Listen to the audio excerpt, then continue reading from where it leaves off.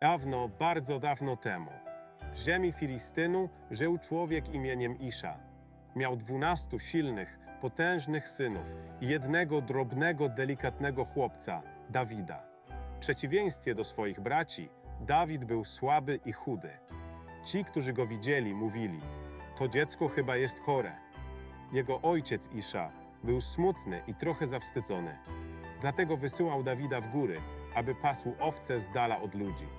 Ale Dawid miał coś, czego nie miał nikt inny. Bóg obdarzył go cudownym głosem.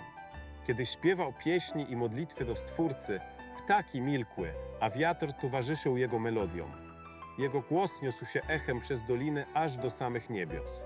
Dawid był także mistrzem w używaniu procy.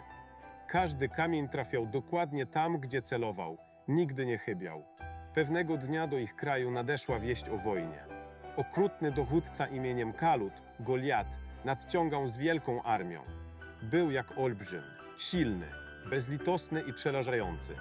Król Talut wezwał wszystkich do walki. Starsi bracia Dawida dołączyli do wojska. Po długiej drodze żołnierze dotarli do rzeki. Byli bardzo spragnieni. Król Talut powiedział: pijcie tylko jeden łyk wody. Kto napije się więcej, niech nie walczy u mego boku. Lecz większość nie posłuchała. Napili się dosyta i wkrótce odeszli. Została tylko garstka wojowników. Wtedy Dawid usłyszał głos z nieba: o Dawidzie, ty pokonasz Goliata, zostaw swoje owce i idź do braci. Dawid pobiegł, ile sił w nogach. Gdy dotarł do obozu, wszyscy patrzyli zdumieni.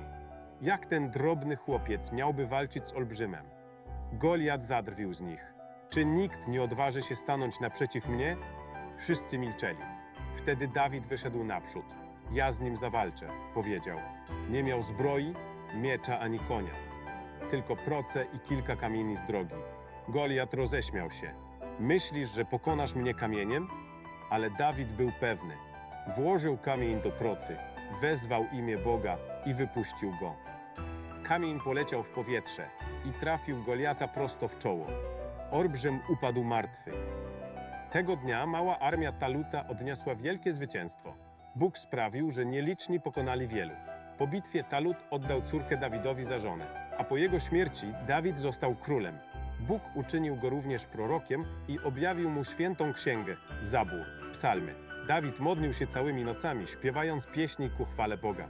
Jego głos rozbrzmiewał po górach i dolinach. Choć był królem, pracował własnymi rękami, zarabiając jako kowal. Był pokorny i wdzięczny. Historia proroka Dawida uczy nas, że prawdziwa siła nie tkwi w wyglądzie ani liczbach, lecz w wierze, cierpliwości i zaufaniu Bogu. Słabi mogą pokonać potężnych, a nieliczni zwyciężyć wielu, bo zwycięstwo należy nie do najsilniejszych, lecz do tych, którzy są po stronie prawdy.